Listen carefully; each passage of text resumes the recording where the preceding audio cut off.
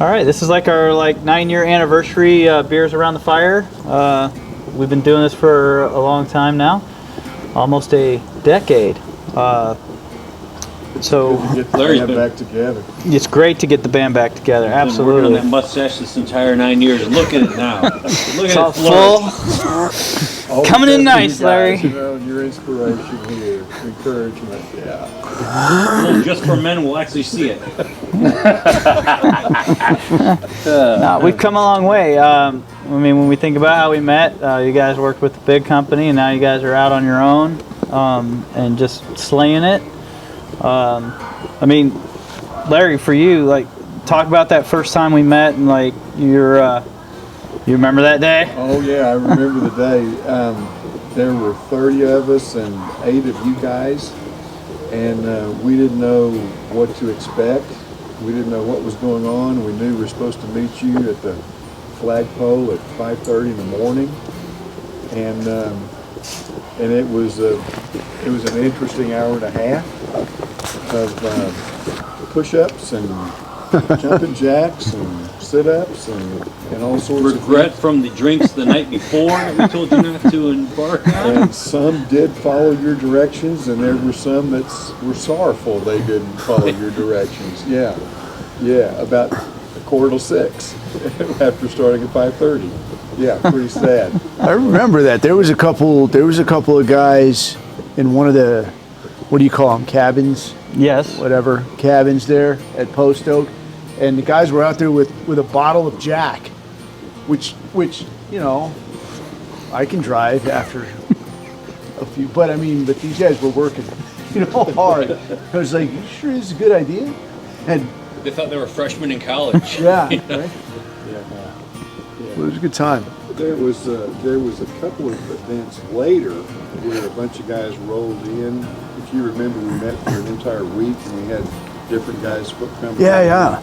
And there was a bunch that came rolling in, and I've never quite forgiven them because they came with a truck the size of Brian's or bigger full of beer, and they broke that out. And I remember it being you, Mark, but it could have been either any of the 3 of you. And you guys saw them, and you were like, tomorrow morning we're going to crush you.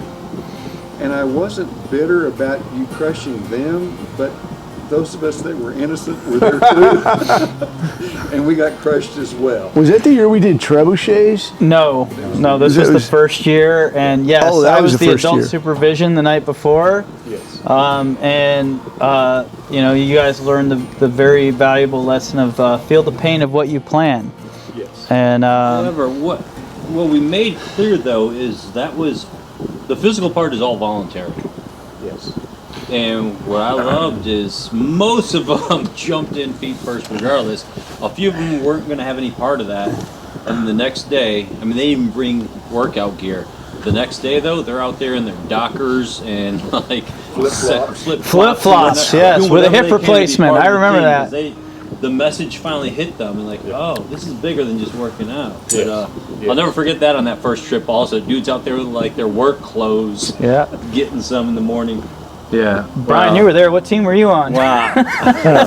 He was All I know is when Larry mentioned that, I was thinking, I went to him the night before. I'm like, hey, dude, are you going to do this PT shit in the morning? I ain't been working out for nothing. I'm a big fat boy going to hurt tomorrow.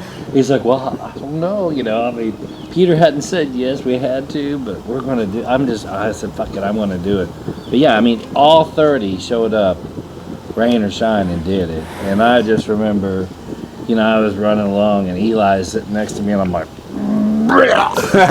Did you puke? I seem to remember. He was selling Buicks. Yeah, He was selling Buicks. It wasn't that I drank too much. I just was not a dude used to carrying a fucking His concrete face was bag on my shoulder for 5 fucking It was miles. a sandbag, but okay. It was a heavy piece of shit. And you guys were like, oh, this is easy. I'm like, fuck you. Carry the bag. But no, that kind of talk about what it's been over 9 years. Larry and I have transitioned over the past few years, and Larry has his own company, and I've have my own, and we actually continue to work together, and it's exciting to look back of Well, I mean, I don't know if you noticed, Rob, but I've dropped 37 pounds. We noticed. Well, I mean, they noticed, but I didn't know if you noticed. It's intimidating, actually. So wait till I drop more, you'll be like, God damn, that fucker's good looking. I didn't know people that age can have an 8-pack. Bill will be going So- over to Brian searching for hand cream. So the great part is to look back and to think about it and the friendship that I've had along the way with y'all. Because that first moment of sitting there with the boat crew and thinking about, okay, we're going to do the Flintco ethos. What's that mean? And then I lived it, and Larry lived it as a company, and then started my own company, and I've been living my own world. And then today or tomorrow, we're going to come up with the concrete services standard, and that's, if it's the ethos is whatever, but this journey that I started with y'all years ago and where I'm headed is, one, I tell everybody the best time you're ever going to have, and it's exciting because people get to decide their future. It's not me. My decision for their future is to say, here you go, let's go do it. Now, I would like to make a little bit of money, and I would like to stay in this business, but you guys go decide your future, and you guys help me. You get those people motivated, because all I do is tell them, well, just go do it. And then you guys do a little bit better job of defining what they should do. And then Larry's been helpful with our transition of our folks. I mean, not the type of transition you're talking about, like the people you're meeting on a boat. But I mean, it's been fantastic to have Larry involved, and it's fantastic to hear you survive that story. But I think, for us when we started this, like that was one of the things that we said, people are like, so when we were talking about our company and so you guys are going to be like motivational speakers, and we're like, no, that's not what we're going to be at all. Were we motivating? You were motivated. So I guess we were motivational. Right, but that wasn't what our goal was. I mean, our Try goal not for you try to guys, be the demotivational speaker, is it? where it kind of put the client in a spot where they're like, well, hell, I guess I have to do something now. Like, I mean, I think the PT demotivates to some degree. People are like, fuck, are you which sure is about exactly why we do it. it's the motivator. It's that it levels the playing field. It kind of takes everything and breaks it down, and it makes people vulnerable. So that when we get to that classroom side and we actually start talking about stuff, that it's you guys have all now seen each other. For most people at their worst. That as far as you guys go, being able to see each other, and then we start building that back up, and our goal is always, here's the tool. It only works if you use it, and maybe use it now, maybe use it later. But that was the biggest thing for us when we started this, was that we want to be that catalyst that drives performance, and we're going to give you everything that we have. Yeah, those PTs, man, there's a message behind every single thing we do. We don't do anything just to do it. Like, we can get you throwing up within a few moments of working out. That's not the goal. So we want to make sure we can parallel. It is the goal. With you, it just always turned out to be. it's like a side benefit. Somehow he's always throwing up. They're like 2 minutes into it, it's like This is great. one set of push-ups. Did you see how he threw up? It's awesome. Well, I It's think all liquid. Something I think is kind of cool about the PT thing, though, is that the older folks in an organization, no matter what organization we work with, if it's construction or pharmaceutical or even athletic, the older folks that are there, these are people that know the business, that know what they're doing, they have authority, they have respect, and they get a chance to step into a situation where they're a little bit uncomfortable. And other people, now the people underneath them, get to look at, like, well, how does the boss act? How does the boss process the situation where he's not comfortable? But they also get to see how these young people react, people that they're used to looking at in their business, where it's a young guy or young girl, and, you're brand new at whatever this job is, and they're thinking, well, this person is kind of a dingbat, they don't quite know what they're doing yet, but now you're doing something where they're physically a little more capable, so you're going to get a chance to see them process these things a little bit faster probably than some of the older folks who are out of shape. So it's just a different look for everybody that's involved. It is. And that one year, actually it's happened a few times, but there was a guy that just checked in a few days prior, and he's in the CEO's boat crew. Yeah. And the CEO is really good about taking a step back and letting things just work themselves out. He's just another player. He's not going to inject. He always wants to be in the winning boat crew, it seems. Absolutely, very competitive. But yeah, he does a good job at backing off and letting things just work itself out with people. But even outside the physical stuff, when you're in the classroom, we try to put that environment together where, because for us, when we talk to somebody, it's, hey, what does better look like? And as we talk about that, one of the key words we always hear, or buzzwords, whatever you want to call it, is buy-in. And, for us, buy-in comes when people feel like they have a voice and they get to give their viewpoint on something. And what we've learned is they bring a whole fresh set of eyes and perspective to people that have been in the industry for 20, 30, 40 years even. And they look at it differently. And being able to provide that environment and where people can actually work towards that end goal of hey, this is what better looks like to us, and everybody works at it together. For us, that's where we see the most success. I mean, you see it all the time, in what you do now. But and I know you really got to see it in your own company the last year. Well, I mean, you take it back. I like the PT. I got my first coin after like the 5th year. Better late than never. I was still a little chunky right then, but I remember I got mine because I was sitting there and we'd done the mile, done all this other shit, and we're on the second leg of everything. And I look around and everybody's doing a push-ups like this, 1, 2, and I'm like, all the way down, all the way up. And I don't remember who it was, but that was me, Brian. And he goes, what'd you say, Smith? I'm like, all the way down, all the way up. He's like, that's fucking right. All the way down. Damn genius, go! Right, but I mean, so let's just You're get officer it down. material. It's like, yeah, you got a position coming in the future. No, but for me, even take away, like, we don't have the time.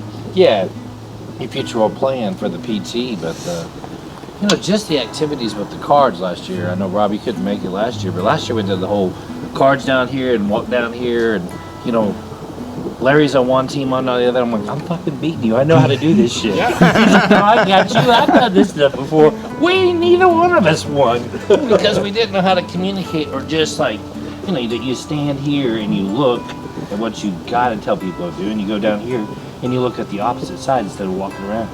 We were stupid.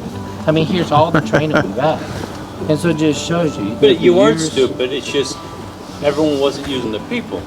Right. I learned 3 Which is things. stupid. Well, a little bit. We hate to use the S word. Well, I mean, he and I, Seen it. we'll take it. We'll take stupid. We will take it. Yeah. Okay. But no, seriously, leadership, there's 3 things you got to know as a leader. Number 1, surround yourself with good people.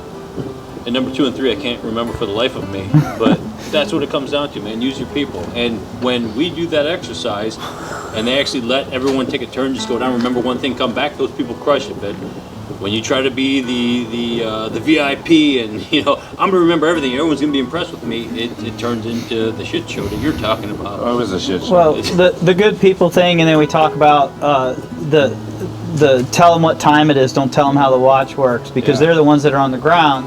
So, for us in our career, it was always commander's intent. Hey, you're going to go get Carlos the Jackal, and the intel says he's here, or he's going to be here at this time. They don't sit there and say, well, this is how we want you to do it. They say, this is what the end result's going to be, and here's your right and lateral limits, and you guys figure it out. That's the other part of that, is that commander's intent and being specific on what the outcome is going to be, and trust your people to do it, and trust your people that if they don't know how to do it, that they're going to come to you. Yeah. On top of that is the training side of it, making sure that your people have what they need. Let me go back to something you guys were talking about a few moments ago. This idea of you're in your boat crew and there's no titles. In the corporate world, we have our titles, and all of us on the bottom of the ladder are looking up and deferring. And it's interesting when you strip those titles away and everybody's equal in those, and your premise that you guys set us up in is no one is ever more than 6 feet away from everybody else. The swim buddy rule. And everyone is so competitive in there. And one year, on one of my crews was an ultra marathoner. These are guys that run like 75 miles. Mm-hmm. And you guys fired the starting pistol, and he just took off. And so before we ever moved, except for him, the rest of us are doing push-ups because we broke the rule.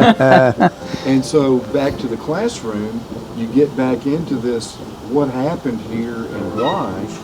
It's because somebody ran off on his own and not thinking about the team. Strong is your weakest link. Yep. So it's empowerment and it's bringing them along with and getting the max results with the people you have, right? And I also love, back to something Brian said a little bit ago, when you are in your crews, typically the leader is the youngest person there. Absolutely. And so they are learning, back to your point, Rob and Bill, they're learning leadership skills on the fly. And that's pressure, especially if they're sitting with an executive and they're worried about what's the executive think. Well, it doesn't matter what the executive think. You're the leader. But even the leaders are learning on the fly because they're saying, wow, this person that just got thrown into it is able to do this as well. So everybody gets to witness that. Or the opposite is, it's, you know, as you get up that ladder, you forget, you know, you have all this knowledge, and we call it the library, but you have all this knowledge, and when you're translating what you want done down to the lowest level, are they getting that message and receiving that message the way you're intending it? And that's exactly why we do that drill, is because then now they're learning how to communicate with their subordinates, because their subordinates are the ones giving the orders, and they're seeing how they are articulating that out to the rest of the boat crew. So The added benefit, I think, is the younger members of the team that would usually complain about it. You know, the boss doesn't know what they're doing. I know what's going on around here. You know what, those guys upstairs, you know, they don't know. After you get a chance to be in charge and you see, this ain't that easy. Yeah. All you had to organize was like lining up some playing cards or moving that log from here to there. It's not easy. Now you go try to do it with trucks or people or deliveries or any of this other stuff. And now you try to decide, well, could you do that? Not usually. Yeah, it helps with Yeah. that buy-in you're talking about. Yeah. And then the standard drives that buy-in because it's giving everyone ownership. I mean, with Flinco, that ownership that got developed through that company, it was amazing. And people just, they stuck to that. That's what drove them and gave them ownership. It gave them a voice. It was pretty cool to watch. Throughout the years, you see where it developed. Well, Brian referred to that a little bit ago. If they was a common set of terms and we could refer back to accountability, to teamwork, to sharing information. And we said so much. I mean, you don't have to. I mean, you know, our focus tomorrow, even just to drive it down. I mean, you know, it's communication, it's responsibility, it's accountability. That's it.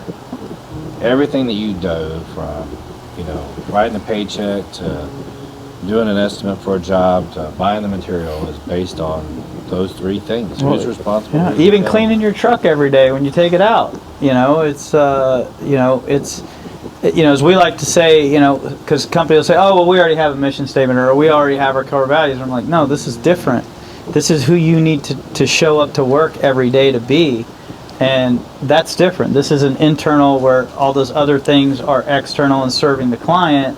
This is where, you know, the rubber meets the road on, hey, when I show up and I clock in, this is who I'm expected to be. This is the standard that I'm expecting to be held to and to hold other people to. And I think that's where we really separated ourselves against other people that do what we do, because we're not trying to turn people into us. We're trying to turn people into the best version of themselves, and accomplish those goals. Everybody benefits when the company's doing well. Then there's no worries there. Hey, am I going to have a job tomorrow? It's spelled out for you who you need to be. And some days people are going to slip. The other thing is avoids that confrontation and that conflict that people are so afraid, especially in this day and age. It's because it's already written down. Everybody's already agreed to it. It's in your words, not mine or yours or yours. It's hey, you guys decided on this. This is what's important to you. So I was sitting in a meeting on Monday, and Lance is like, all right, boys, you know, I've been looking, and you guys aren't doing your lunches. I'm gonna set a new deal. I'll go through it with Brian and make sure we put it in the policy book that mandatory lunches every day.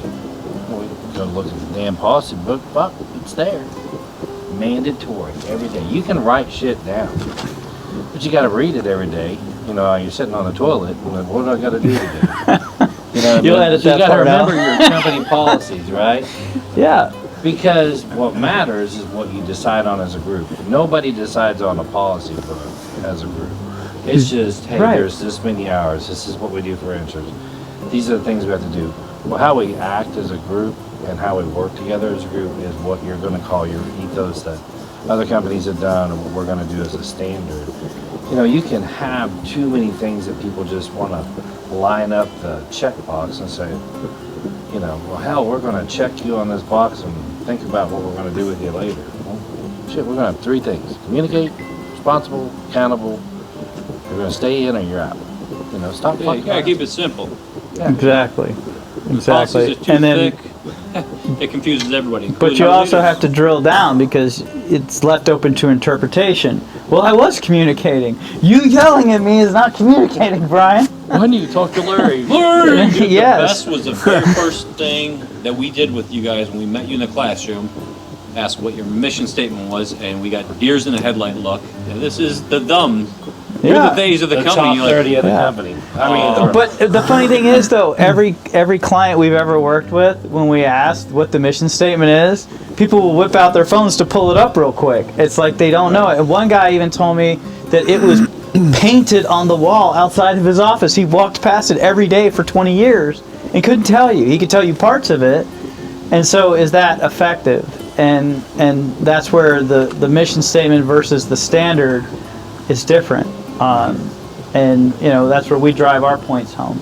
But being able to spend that time and say, okay, well, this is what communication means to me. This is what accountability means to me. And once you drill down on what that actually is and you have a conversation about it, I mean, how many, one client we had inside sales and outside sales departments, and there was conflict there because the outside sales people were sitting there saying, oh, well, you know, I even do the paperwork for them to expedite it so that my clients are serviced in a timely manner. And they were actually sitting next to each other, and the inside salesperson looked to her and said, yeah, I have to redo that paperwork every time because you're filling it out wrong.